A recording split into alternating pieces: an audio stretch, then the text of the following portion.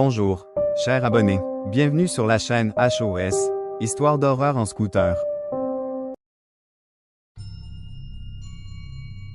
Le cas surnaturel macabre de la famille Otsuki, Osaka, Japon. À la fin du 19e siècle, dans une Osaka en mutation, la demeure Otsuki se dressait encore comme un vestige figé du passé. Les murs de bois sombre gardèrent la trace d'une famille prospère, puis soudainement réduite au silence, comme avalée par une nuit trop dense. Ce fut un matin d'automne qu'on les découvrit tous, allongés côte à côte, dans une posture étrangement ordonnée, les visages tournés vers le nord. Les journaux parlèrent d'un suicide collectif, mais rien ne semblait correspondre à une volonté humaine. Depuis, la maison respire d'une manière que personne n'explique. Des rires d'enfants se confondent aux rafales de vent. Des pas légers courent dans le couloir vide, et chaque visiteur jure avoir senti une présence immobile derrière la cloison en papier. Osaka n'a jamais oublié le nom des Otsuki. Sous la pluie du 18 octobre 1891, l'inspecteur Mori franchit le seuil de la maison encore tiède du drame. L'air y portait une odeur douceâtre, mélange de cire fondue, d'encens brûlé et de tatami détrempé par le chagrin. Les corps des Otsuki reposaient côte à côte, comme préparés pour un rituel trop ancien pour être expliqué. Les visages semblaient apaisés, mais leurs yeux mi-clos reflétaient la lueur froide d'un feu invisible. Mori nota sur son carnet que le silence pesait comme une prière interrompue au milieu d'un souffle. Dans la pièce principale, la pendule en bois battait encore, son balancier oscillant entre deux soupirs. Un bol de riz intact restait posé devant le portrait d'un ancêtre, la vapeur figée au-dessus du plat blanc. Aucune trace de lutte, aucun désordre apparent, rien que la géométrie calme d'un adieu concerté. Les papiers d'identité étaient alignés sur la table, attachés par une cordelette rouge, serrée à l'excès. Quand Mori s'approcha, la corde vibra légèrement, comme animée d'un reste de chaleur humaine. Au dehors, les voisins s'amassaient derrière les paravents, murmurant que la famille avait pactisé la veille. Un enfant jura avoir entendu un chant venant du grenier avant que tout ne s'éteigne d'un coup brutal. Le policier hésita à ouvrir la trappe du plafond, sentant l'air plus lourd, presque chargé d'électricité. Un chat noir apparut alors dans l'embrasure, le poil hérissé, fixant un point invisible au-dessus d'eux. La cordelette rouge, sur la table, se resserra d'un cran dans un bruit sec et étouffé. Mori recula d'un pas, la lampe à huile vacillant entre ses doigts, projetant des ombres déformées sur le mur. Le silence reprit, puis un craquement, long et humide, monta des lattes du plancher sous ses bottes. Quelque chose bougeait sous le tatami, lentement, comme si la maison respirait par spasmes retenus. La lampe cligna, puis un souffle glacial traversa la pièce et fit siffler les portes coulissantes. Dans la lueur tremblante, une empreinte humide se dessina d'elle-même sur le sol, dirigée vers le grenier. Les jours suivants, Osaka bruissait d'histoires qui s'enroulaient autour du nom des Otsuki comme des lianes. Certains habitants juraient que la famille n'avait pas choisi la mort, qu'elle avait été guidée vers un pacte ancien. Des vieillards du quartier parlèrent d'un kami oublié, invoqué jadis pour éloigner la misère et la honte. On disait que le père, Genjiro Otsuki, aurait tenté de restaurer cet équilibre à travers un sacrifice collectif. Mais le rituel aurait dérapé, transformant l'offrande en malédiction impossible à rompre depuis. Dans une taverne voisine, les rumeurs prenaient corps dans la buée des bols de saké et les chuchotements tremblaient. Une servante raconta avoir vu Genjiro gravir la colline du temple, une corde rouge serrée autour du poignet. Elle affirma qu'il parlait seul, répétant des mots anciens qu'aucun prêtre ne reconnaissait comme japonais. Le soir même, la brume s'était levée sur la rivière d'Ojima, formant des silhouettes presque humaines sur l'eau. Les pêcheurs prétendirent y voir les reflets d'enfants, immobiles, leurs yeux ouverts dans la brume dense. Les prêtres shintoïstes nièrent tout lien, mais certains furent vus brûlant des amulettes près du sanctuaire. Leur silence renforça la peur, et l'on commença à dire que les Otsuki avaient tenté de lier leurs âmes ensemble. Le papier des journaux, jauni aujourd'hui, porte encore les traces d'encre tremblée de ces hypothèses folles. Le mot « rituel » y apparaît pour la première fois, tracé avec hésitation entre deux rapports officiels. Ce détail, minuscule, changea la manière dont on regarda la maison. Non plus tragédie, mais porte ouverte. Une semaine plus tard, Mori retourna sur place, cherchant à comprendre ce que nul témoin n'avait osé nommer. Le vent s'engouffra par les fissures, soulevant la poussière comme des filaments de soie autour de sa lampe. Sous la lumière jaune, il crut voir sur le mur une écriture effacée, tracée à l'encre noire puis grattée à la lame. Les caractères semblaient former une prière interrompue, dont il ne restait qu'un mot, Kaeru, revenir. Le silence qui suivit dura longtemps, comme si la maison attendait qu'on termine la phrase à sa place. La nuit, les maisons voisines semblaient retenir leur souffle quand le vent tournait vers la demeure Otsuki. Les plus anciens racontaient que les larmes d'enfants s'élevaient parfois du jardin, avant de s'éteindre d'un coup. Une femme nommée Anna, veuve et sans sommeil, disait les entendre jouer entre les bambous du petit chemin. Elle avait noté les heures, toujours entre 2 et 3 du matin, quand la cloche du temple se taisait enfin.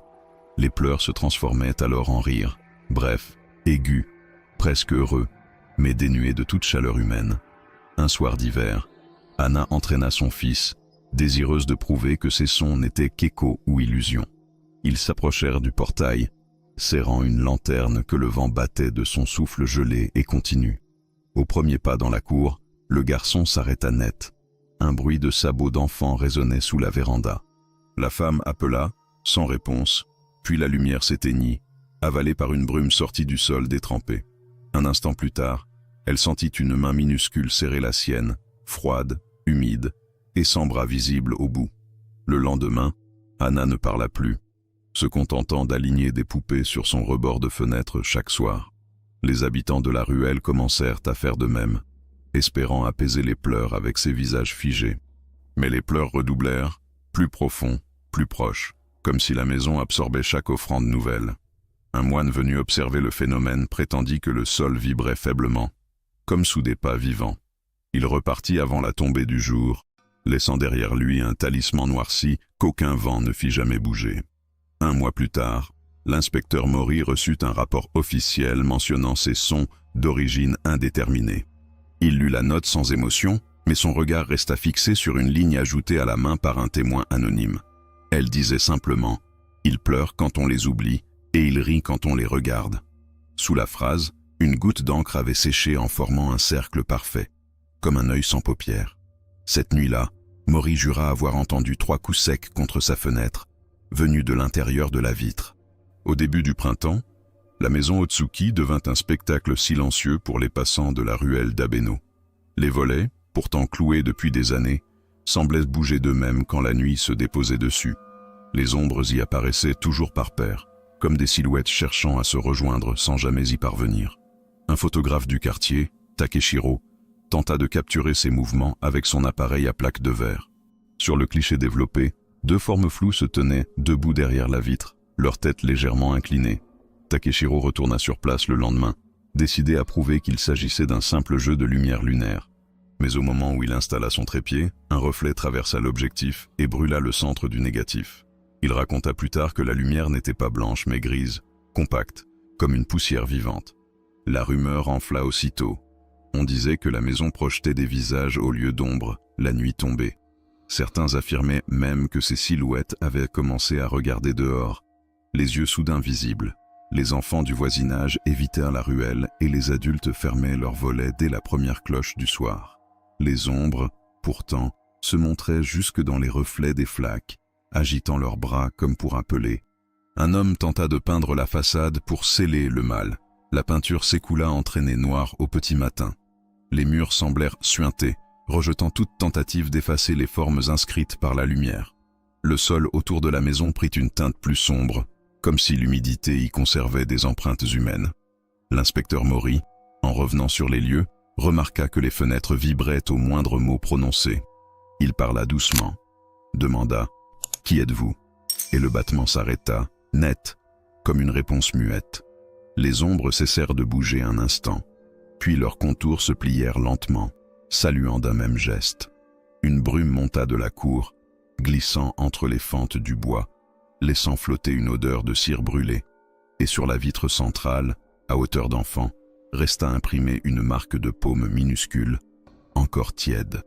Le grenier des Otsuki n'avait jamais été ouvert depuis la nuit du drame, verrouillé par un clou ancien rougi. Les ouvriers chargés de l'entretien de la ruelle refusaient même de lever les yeux vers ces tuiles disjointes. Sous la lune, on disait qu'une lueur bleue filtrait entre les planches, pulsant lentement comme une respiration. Les rares curieux qui montèrent les marches rapportèrent le même phénomène, un froid vertical, net, sans air. Certains jurèrent avoir entendu un raclement au-dessus d'eux, comme si quelqu'un traînait un corps sur le bois. Une délégation municipale autorisa l'ouverture du grenier pour inspection, en présence de l'inspecteur Maury. Il fallut forcer la trappe, et dès qu'elle céda, une odeur de moisi et de cendres se répandit dans toute la maison. La lampe à huile projetait sur les poutres des ombres irrégulières qui semblaient se déplacer seules. Au centre, un petit autel était dressé, recouvert de poussière et de papier plié selon un rituel disparu. Maury reconnut les caractères shintoïstes pour âme liée, mais un mot manquait, arraché, laissant un vide béant. Sur le sol, des traces circulaires formaient un dessin à moitié effacé, fait de cendres et de cheveux tressés. Un bol renversé contenait encore quelques gouttes figées d'une substance noire et épaisse comme de l'encre. Les poutres vibraient légèrement, sans vent, comme si la charpente respirait au rythme du silence environnant. Maury sentit son oreille se boucher soudainement, puis un murmure résonna à l'intérieur même de son crâne. Les mots étaient indistincts, mais il crut reconnaître une phrase répétée.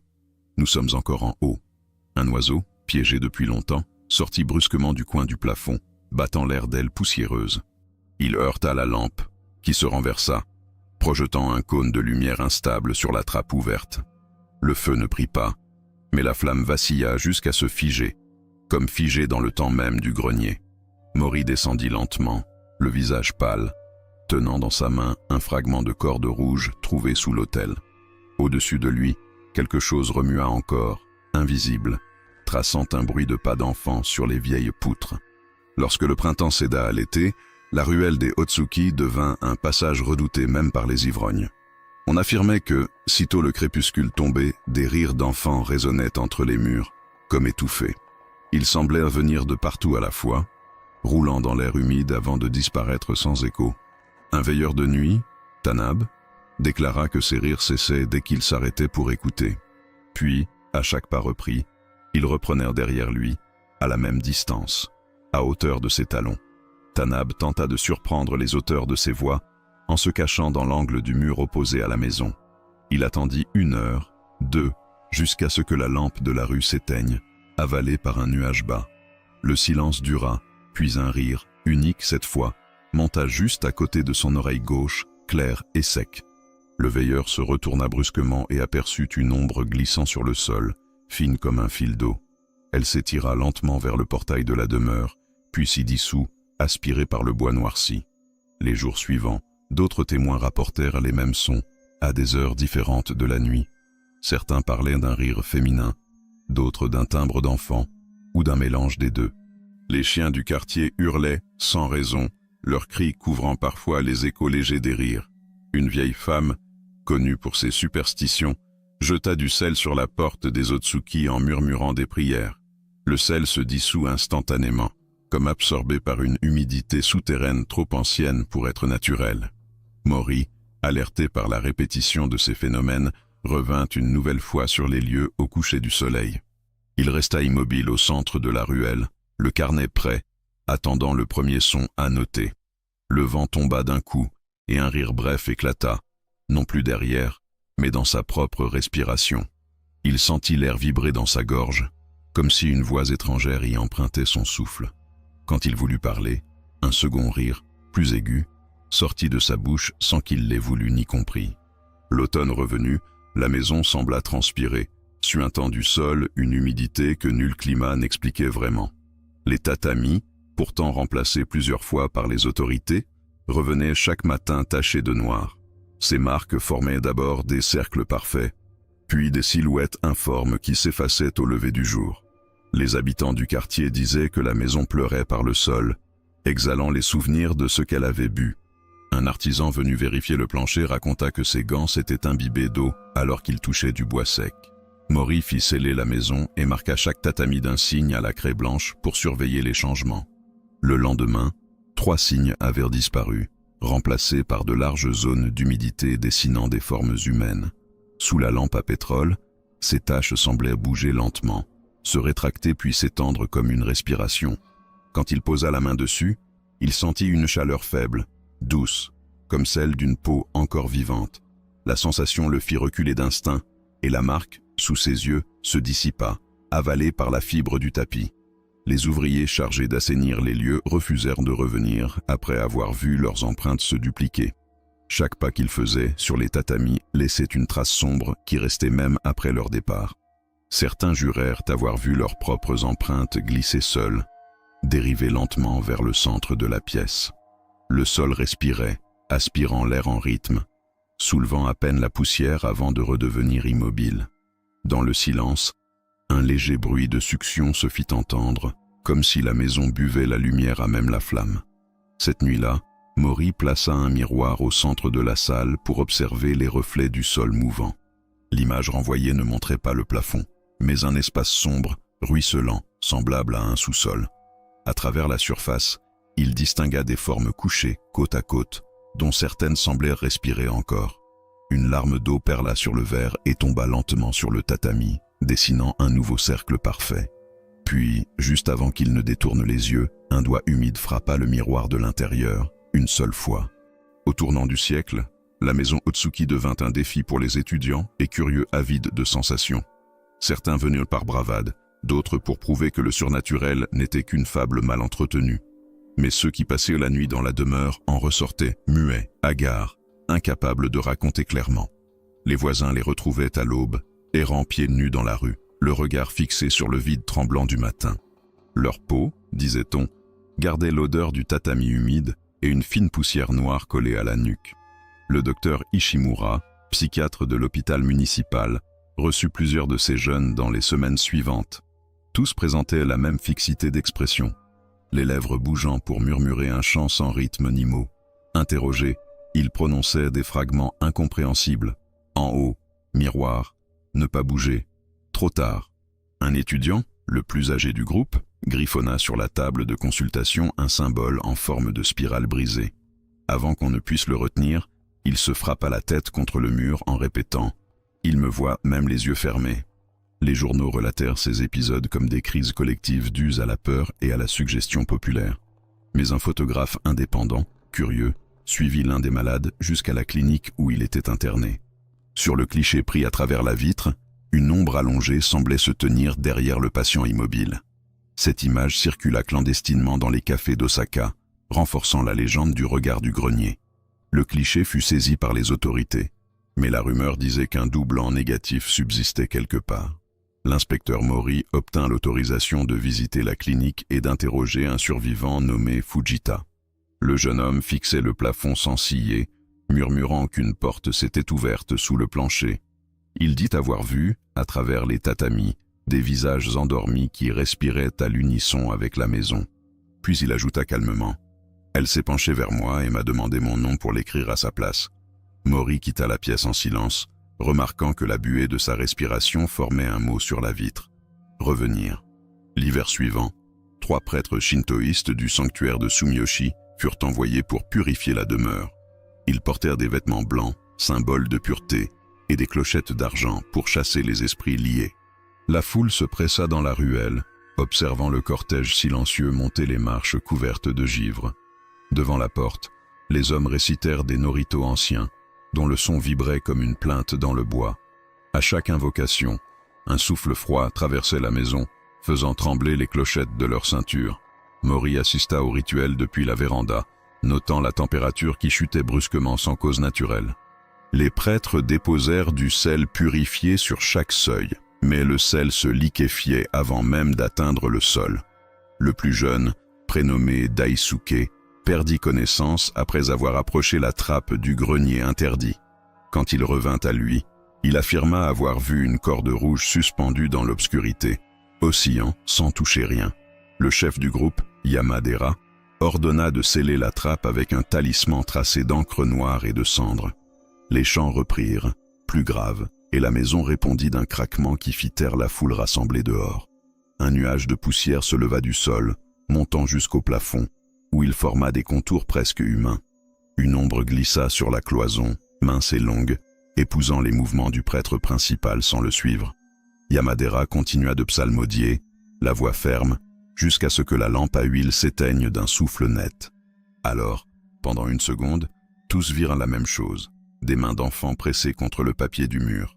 Le rituel s'interrompit quand un cri retentit depuis l'extérieur, venant du vieux puits de la cour arrière. Un bruit de cloche tomba sur la dernière note des prières, brisant la cadence ancestrale des chants. Yamadera s'agenouilla, épuisé, et déclara que la purification devait être répétée 3 fois encore. Mais Mori remarqua sur sa nuque une marque sombre, semblable à une empreinte de doigts humides. Derrière eux, le talisman du grenier se décolla lentement du bois, comme poussé par une respiration invisible. Dans les jours qui suivirent la purification, les 3 prêtres tombèrent gravement malades, sans raison apparente. Leurs peaux se couvrirent de taches sombres, semblables à l'humidité des tatamis, formant d'étranges cercles. Les médecins d'Osaka diagnostiquèrent des fièvres inconnues, résistantes à tous les remèdes traditionnels. Yamadera délirait, parlant d'une femme vêtue de suie qui marchait sur les poutres au-dessus de son lit. Il répétait que la maison n'était pas purifiée, qu'elle avait simplement déplacé son cœur dans un autre corps. Le plus jeune, Daisuke, perdit la vue au 3e jour, les pupilles blanchies comme polies de l'intérieur. Avant de mourir, il demanda à brûler ses vêtements, affirmant qu'il bougeait à la nuit sans qu'il les touche. Son dernier souffle s'accompagna d'un son étrange, un rire d'enfant bref qui résonna dans toute la chambre. Les infirmiers jurèrent qu'un vent froid avait traversé la pièce, alors que les fenêtres restaient closes. Mori, venu constater le décès, sentit le même frisson glisser dans sa nuque, comme un souffle curieux. Les archives du temple mentionnent que leurs corps furent incinérés en silence, sans cérémonie publique. Mais le feu du bûcher s'éteignit 2 fois, comme si la cendre refusait de devenir poussière définitive. Les cendres furent placées dans des urnes scellées, aussitôt déposées sous la dalle du sanctuaire principal. Peu après, les pèlerins dirent sentir une présence derrière eux en franchissant la porte sacrée du temple. On décrivit des doigts froids, frôlant les habits, une caresse si brève qu'elle semblait venir du vent. Mori lut ces rapports en silence, notant la coïncidence des dates avec la montée d'humidité dans la ruelle. Les habitants disaient que, depuis la mort des prêtres, la maison respirait plus lentement, mais plus profondément. Une rumeur parlait d'un battement sourd, semblable à un cœur, perceptible la nuit sous le plancher. Personne n'osait y poser le pied, car ceux qui s'en approchaient disaient sentir le sol pulser à chaque pas. Et dans la ruelle, les rires avaient cessé, remplacés désormais par un souffle long, régulier, presque vivant. Les mois suivants, la cour de la demeure Otsuki devint le centre d'un nouveau phénomène déroutant.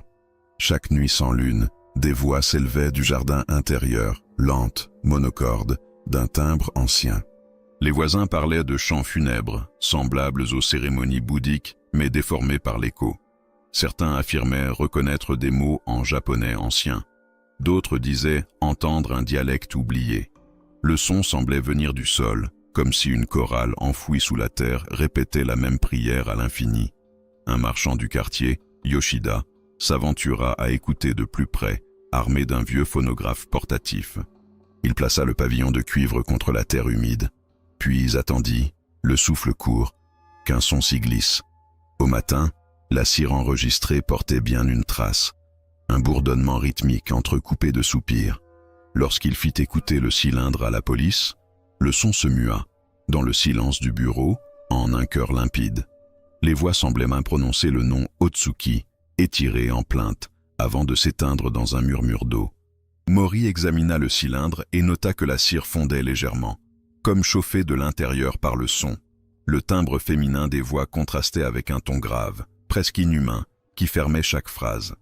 Les experts affirmèrent qu'aucun enregistrement connu ne pouvait produire cette vibration profonde. La rumeur enfla. On disait que la maison chantait ses propres morts à mesure que les saisons s'effaçaient. Un moine bouddhiste, venu écouter, déclara que ces voix ne priaient pas pour partir, mais pour revenir. À partir de là, plus personne ne traversa la ruelle pendant les nuits d'absence de lune. Les sons s'élevaient alors plus fort, portés par le vent humide, emplissant les rues alentour. Des témoins disaient qu'en fermant les yeux, ils pouvaient sentir la terre vibrer sous leurs pieds nus. Un enfant, curieux, répéta un des mots entendus et son souffle se coupa net, sans qu'il comprenne pourquoi. Sous la fenêtre de sa maison, au matin, apparut un motif circulaire dans la poussière, tracé comme une marque d'écoute.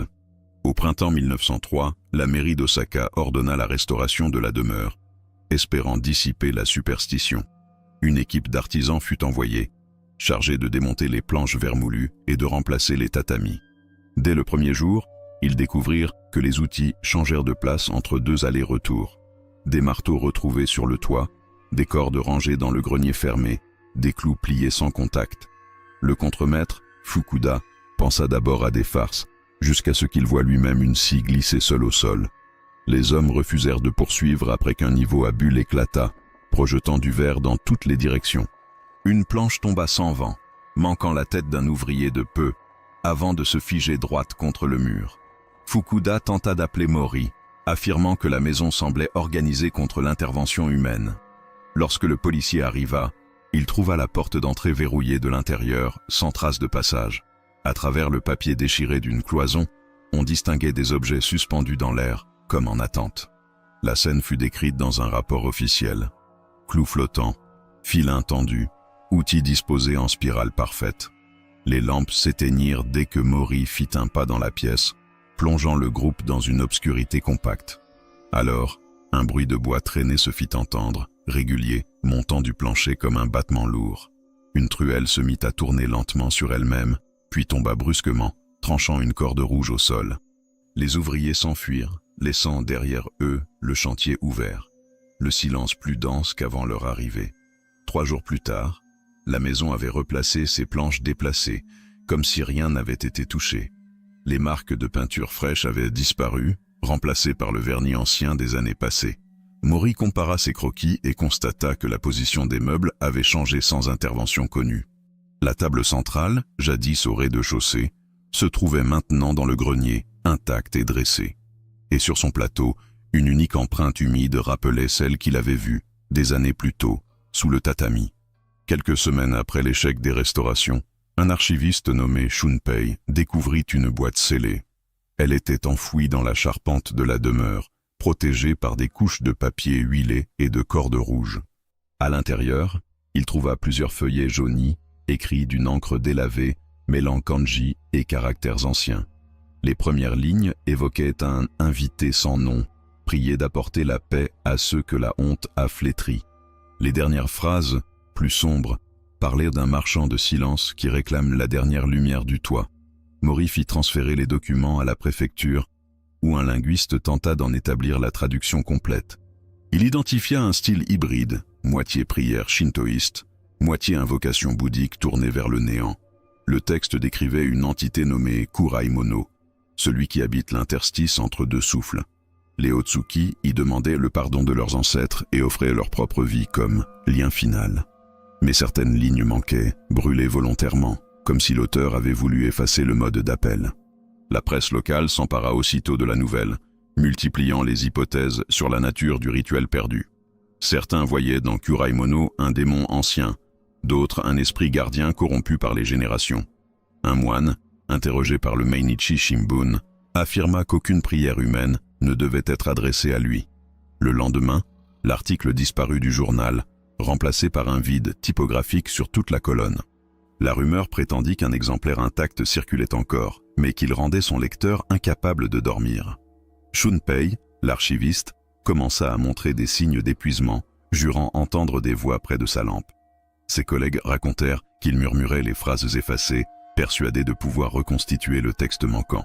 Une nuit, il fut retrouvé endormi sur son bureau, la main serrant une feuille couverte d'écriture inversée. Le papier, à la lumière, révéla des mots tracés à l'encre humide, encore fraîche. « Je t'ai entendu, Shunpei ». Et sur la couverture de la boîte, la corde rouge sectionnée s'était reformée seule, parfaitement nouée. Le lendemain de la découverte, les manuscrits Otsuki furent transférés dans les archives du commissariat d'Osaka. Mori demanda qu'ils soient conservés sous clé, dans une salle à température stable et surveillée de nuit. Mais 3 jours plus tard, la vitrine fut retrouvée ouverte, intacte, sans bris ni forçage apparent. Les feuillets avaient disparu, ne laissant derrière eux qu'une fine poussière grisâtre déposée sur le bois. L'odeur du papier brûlé flottait encore dans la pièce, bien qu'aucune trace d'incendie ne fût visible. L'enquête interne conclut à une erreur de classement, hypothèse que Mori jugea impossible à cause du scellement. Le gardien de nuit, interrogé, affirma avoir entendu un froissement comme celui d'un vêtement dans l'obscurité. Il prétendit ensuite qu'une lampe s'était allumée seule au fond du couloir, projetant une ombre minuscule. L'homme, tremblant, décrivit une silhouette d'enfant avançant lentement vers la salle des archives. Personne ne crut son récit, mais le rapport officiel mentionna bien un mouvement lumineux inexpliqué. Maury retourna sur place, inspectant chaque recoin du bureau jusqu'à remarquer un détail sur le parquet. La poussière laissée par les manuscrits formait une ligne droite qui traversait la pièce vers la sortie. Elle se poursuivait jusque dans la rue, interrompue seulement par la trace humide d'une empreinte de main. Cette marque semblait récente, fine, presque délicate, imprimée à hauteur d'un enfant sur la porte vitrée. Les agents effacèrent la trace, mais le lendemain, elle réapparut identique, comme dessinée de l'intérieur. Quelques semaines plus tard, un employé trouva dans sa boîte aux lettres un feuillet anonyme en papier jauni. Les caractères, maladroits mais précis, reproduisaient ceux du manuscrit disparu, ligne pour ligne. À la fin du texte, une phrase nouvelle, inconnue des traductions précédentes, avait été ajoutée à la main. Elle disait « Ce qui fut écrit ici cherche à se relire, signé d'un nom effacé à la lame. Et cette nuit-là, selon le rapport de service, la cloche du commissariat sonna 3 fois sans que personne ne la touche. Avec la disparition des manuscrits, la peur prit racine dans tout Osaka, se transformant en légende durable. On racontait que la lignée Otsuki portait depuis des siècles un serment transmis dans le silence des maisons. Une malédiction, disaient certains, née d'un pacte rompu entre la famille et une entité protectrice des ancêtres. Chaque génération devait offrir un souffle, une vie, pour que la maison demeure debout et l'esprit apaisé. Mais la dernière branche, en refusant le rituel, aurait condamné les siens à errer entre 2 mondes sans repos. Les vieilles femmes de la ruelle affirmèrent reconnaître les Otsuki à la pâleur de leurs enfants. Elles parlaient de visages semblables, d'un même grain de peau et d'un regard tourné vers l'intérieur. Certains prétendaient que ces descendants se cachaient encore dans la ville, changeant de nom chaque décennie. On disait qu'ils évitaient les miroirs et que leurs reflets clignotaient 1 fois sur 2 sous la lumière. Une institutrice raconta qu'un de ses élèves répondait toujours présent à l'appel, même absent depuis 3 ans. Maury tenta de distinguer la rumeur du fait, mais plus il fouillait les archives, plus les noms s'effaçaient. Les registres de naissance et de décès présentaient des pages blanchies, sans raison d'encre ni de feu. Il retrouva une seule trace tangible, une photographie de 1878 montrant un banquet de mariage familial. Sur le bord du cliché, une femme en kimono noir regardait l'objectif avec un sourire à peine esquissé.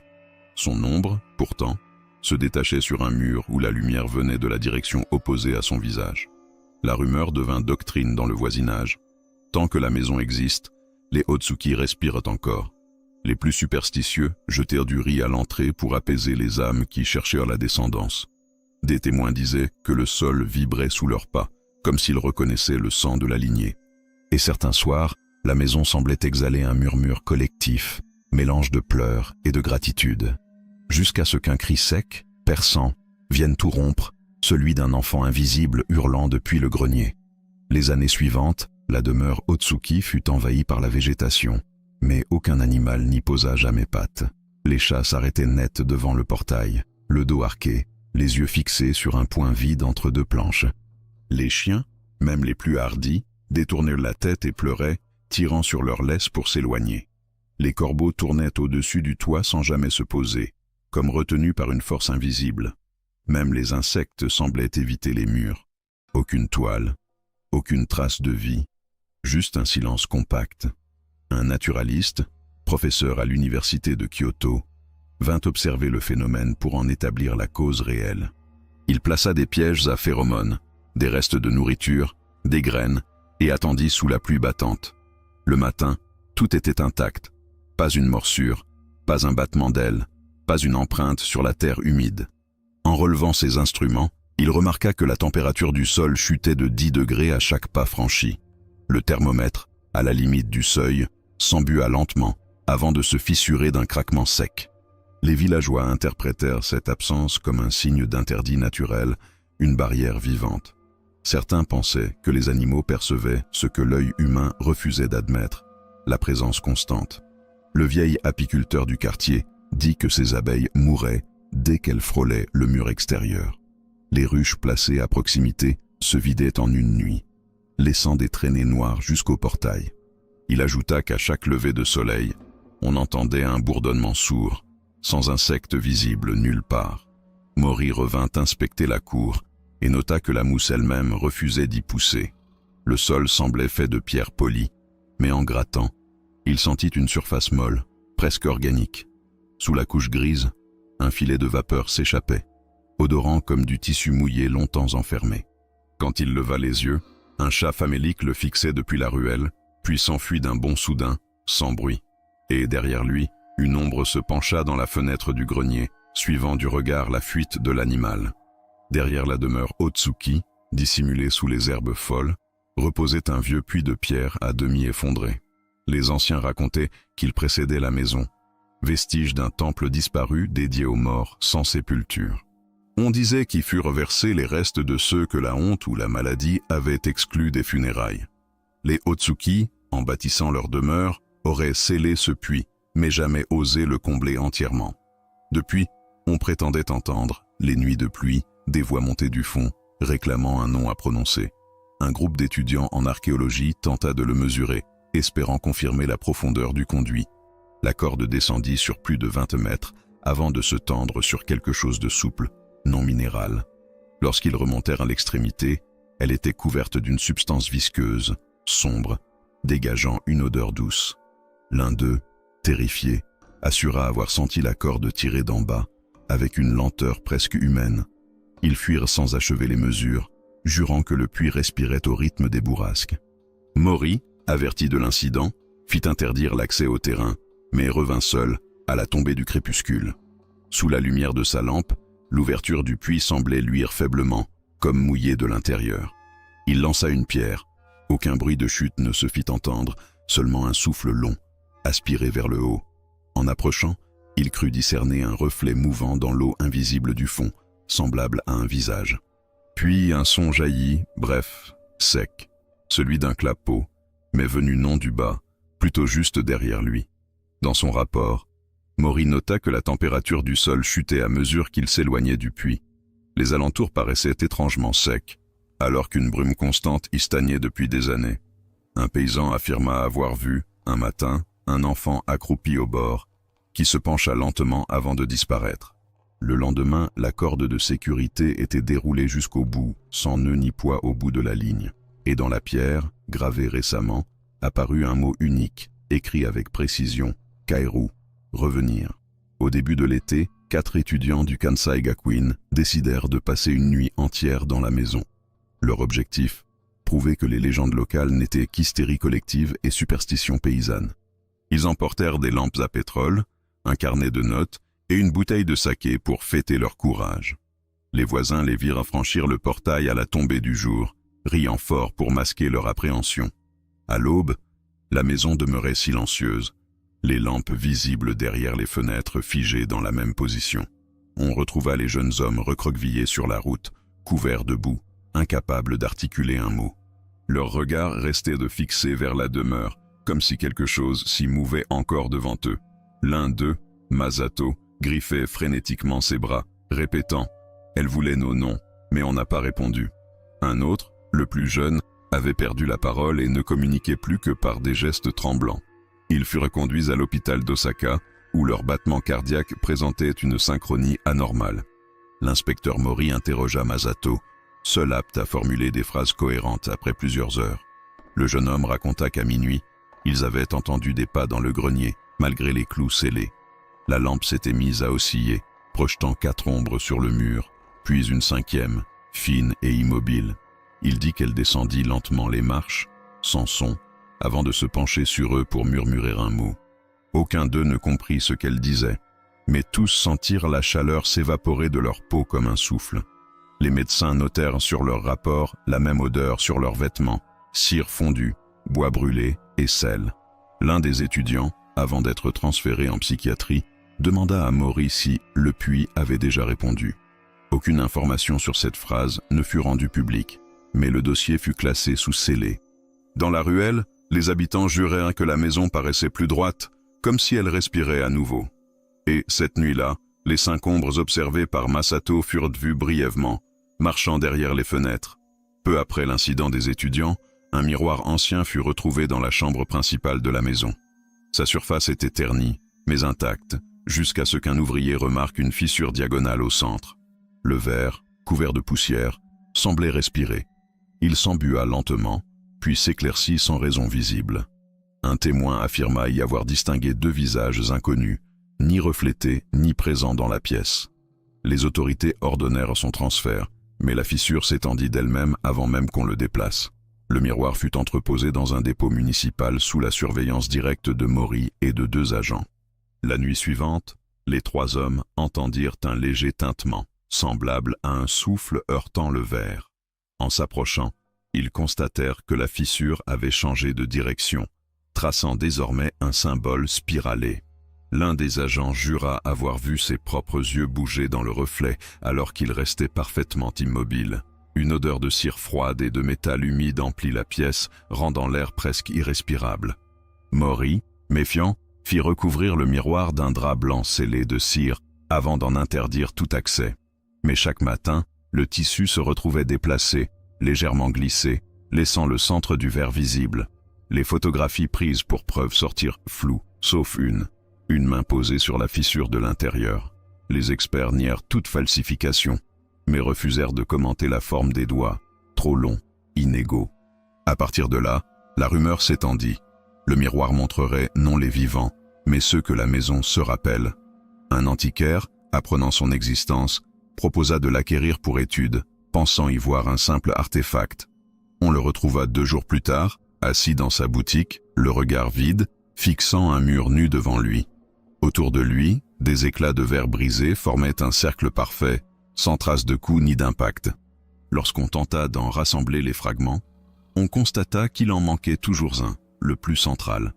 Et le lendemain, ce fragment manquant réapparut, posé sur le bureau de Maury, marqué d'une empreinte humide. En 1912, lors d'un inventaire municipal, plusieurs plaques photographiques d'époque furent retrouvées à Osaka. Elles montraient la ruelle d'Abeno et la demeure Otsuki à différentes saisons, entre 1890 et 1900. Mais sur chaque image, un détail troublait. Des silhouettes floues, parfois d'enfants, parfois sans visage. Les clichés, pris à des années d'intervalle, présentaient pourtant la même posture et le même emplacement. Toujours, ces formes se tenaient derrière la grille du jardin, la tête légèrement inclinée vers la gauche. Maury, consulté pour identification, fit agrandir les négatifs et remarqua une anomalie encore plus étrange. Les ombres semblaient se superposer, créant un effet de mouvement impossible pour une photo fixe. Sous lumière ultraviolette, l'une d'elles révéla une écriture minuscule gravée sur la plaque elle-même. 3 caractères, Giru, Kaeru, le verbe revenir, déjà noté sur les murs et le puits des Otsuki. Le mot paraissait tracé non sur la surface, mais sous la couche d'émulsion, comme inscrit de l'intérieur. Les journaux publièrent un article bref, puis la mention disparut mystérieusement des éditions suivantes. Un photographe tenta de reproduire le phénomène en capturant la maison à la même heure du jour. Le développement révéla, non des ombres, mais un rideau blanc semblant se lever depuis le grenier. En observant la photo sous un angle précis, on distinguait nettement des doigts serrant le tissu depuis l'intérieur. Le photographe brûla le cliché et jura ne plus jamais passer dans cette rue, même en plein jour. Les plaques originales furent confiées au musée préfectoral, scellées dans une caisse sous atmosphère neutre. Pourtant, 1 an plus tard, le conservateur signala que le verre se voilait chaque nuit avant de redevenir clair. Les contours s'y redessinaient lentement, formant des visages indistincts qui disparaissaient à l'aube. Maury, avant sa retraite, vint une dernière fois contempler ces images et reconnut un profil dans la foule. Le sien, plus jeune, observant la maison depuis le trottoir, un détail qu'aucune photo d'origine ne montrait. Les décennies passèrent, mais dans la ruelle d'Abeno, la maison Otsuki resta le centre d'un souvenir collectif. Les enfants grandissaient en entendant leurs parents interdire d'y jouer, sans savoir vraiment pourquoi. Chaque génération transmettait les mêmes phrases. « Ne t'approche pas du mur, il écoute quand on respire ». Les anciens disaient que la peur s'était mêlée au sang des habitants, douce et lourde comme une fatigue héréditaire. Même ceux qui n'y croyaient plus ressentaient un malaise diffus en passant devant les volets clos. Une femme nommée Keiko, née après-guerre, affirma que son grand-père parlait de la maison comme d'un être. Il prétendait que les nuits d'été, les lucioles s'y éteignaient en vol, avalée par un souffle sans source. Elle-même, enfant, se souvenait d'avoir entendu un chant venir du toit, léger, presque maternel. Quand elle le raconta, son père la gifla, l'obligeant à réciter 3 fois le nom de leur propre famille. « Il faut que la maison sache qui tu es, sinon elle t'appelle », lui aurait-il dit, tremblant, sans la regarder. Les générations suivantes transformèrent la peur en légende, mais les détails restaient identiques. Le nombre des silhouettes, la voix d'enfant, l'empreinte humide, la corde rouge suspendue dans le vide. Certains vieillards affirmaient que la demeure changeait légèrement de position selon les années. Un jour, la porte semblait plus proche de la rue. Le lendemain, reculée d'un pas invisible. La topographie même du quartier semblait s'adapter à sa présence, comme un organisme autour d'un organe. Un chercheur de folklore recueillit ces témoignages pour un livre jamais publié, intitulé « Les dormeurs d'Abeno ». Son manuscrit fut retrouvé dans sa chambre d'hôtel, ouvert à la dernière page, maculé d'humidité. Les mots s'y mêlaient, brouillés, mais une phrase demeurait lisible. « La peur n'est pas née ici, elle s'y repose ». Cette phrase circula parmi les habitants comme un avertissement ou une bénédiction voilée. Et la nuit suivante, pour la première fois depuis des années, une lumière vacilla derrière une fenêtre du grenier. Dans les années 1970, la maison Otsuki devint un sujet d'intérêt pour les revues paranormales japonaises. Des reporters venus de Tokyo installèrent du matériel audio et thermique dans chaque pièce encore debout. Dès la première nuit, ils notèrent des fluctuations de température de 10 degrés en moins de 3 secondes. Les micros captèrent des sons faibles, un battement, des pas d'enfant, parfois une respiration à double rythme. L'un des journalistes, Hideo Arakawa, décrivit dans son carnet un froid qui semble penser avant de bouger. Les photographes, postés à l'extérieur, virent les volets vibrer sans vent, à intervalles précis de 20 minutes. Les clichés montraient une lumière pulsée à l'étage, d'une teinte bleuâtre rappelant une flamme de gaz. Aucune source ne fut trouvée, et les instruments se déréglaient dès qu'ils s'approchèrent du grenier. Un enregistreur resta bloqué sur une seule séquence de sons. 5 secondes de silence absolu, sans souffle. Au moment exact de l'arrêt, tous jurèrent avoir entendu un murmure dire « encore une fois », juste derrière eux. Les témoins décrivirent l'air intérieur comme plus dense, chargé d'une pression douce sur la poitrine. Certains ressentirent un picotement dans les doigts, d'autres un goût métallique sur la langue. Une journaliste déclara que son ombre, filmée par la caméra thermique, bougeait 2 secondes après elle. Les notes d'Arakawa mentionnent aussi une odeur de pluie sans eau, persistante, venue du plafond. Aucun enregistrement sonore ne conserva ces anomalies. Tout se brouillait au moment de leur survenue. À la fin du reportage, l'équipe abandonna le matériel, refusant d'y retourner pour le récupérer. Les bandes furent diffusées à la télévision locale, mais le son se déforma lors de la première émission. Un souffle y couvrait les voix humaines, suivi d'un rire d'enfant presque imperceptible. Le présentateur coupa la diffusion en direct après avoir senti une main froide serrer son épaule sans contact. Et sur la pellicule développée plus tard, une ombre semblait se pencher au-dessus de lui, souriante et penchée. Au tournant des années 1980, les enfants du quartier commencèrent à parler d'une voix qui les appelait la nuit. Toujours la même, douce et lente, prononçant leur prénom avec une articulation presque bienveillante.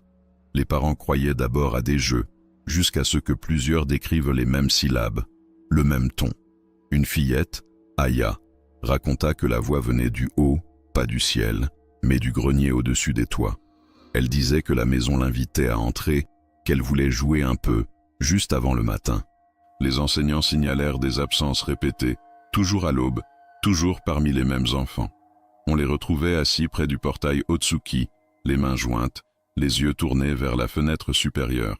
Certains avaient des traces de poussière sur les bras, comme s'ils avaient rampé dans un endroit étroit. Aya, interrogée par la police, expliqua calmement que ce n'était pas la première fois qu'ils jouaient là. Quand on lui demanda avec qui, elle répondit « Les petits d'avant, ils attendent encore leur nom. » Mori étant mort depuis longtemps, l'enquête fut confiée à l'inspecteur Tanaka, sceptique et méthodique. Il tenta d'interdire l'accès au terrain, mais chaque nuit, la clôture se retrouvait ouverte de l'intérieur. Un matin, il trouva 3 poupées en tissu alignées devant la porte, chacune portant un nom d'enfant disparu. Les lettres étaient tracées au charbon humide, illisibles par endroits. Mais l'une d'elles formait Aya. La fillette, depuis ce jour, ne parla plus jamais, fixant un coin vide de sa chambre avec un sourire léger. Les médecins évoquèrent un choc nerveux, sans cause physique, mais les symptômes touchaient d'autres enfants. Certains chuchotaient entre eux, à la récréation, des mots que nul adulte ne comprenait. Ils disaient qu'on leur avait rendu la corde et qu'il fallait la garder jusqu'à ce que la maison dorme. La nuit suivante, les voisins jurèrent entendre des rires étouffés, identiques à ceux notés un siècle plus tôt. Et sur le mur extérieur du grenier, apparurent des empreintes de petites mains tournées vers l'intérieur. En 1992, la municipalité d'Osaka vota enfin la démolition complète de la demeure Otsuki, jugée trop dangereuse. Les ingénieurs, pourtant, signalèrent des anomalies structurelles qui rendaient l'opération inexplicablement complexe. Chaque tentative de plan relevait des mesures différentes selon le moment de la journée ou la lumière ambiante. Les murs semblaient s'écarter d'1 centimètre la nuit, puis se refermer à l'aube, annulant toute précision. Aucune machine ne pouvait être positionnée, le sol s'enfonçait ou se durcissait selon l'heure et le vent. Une entreprise de Kobe accepta le contrat, installant des projecteurs et des marteaux-piqueurs autour du bâtiment.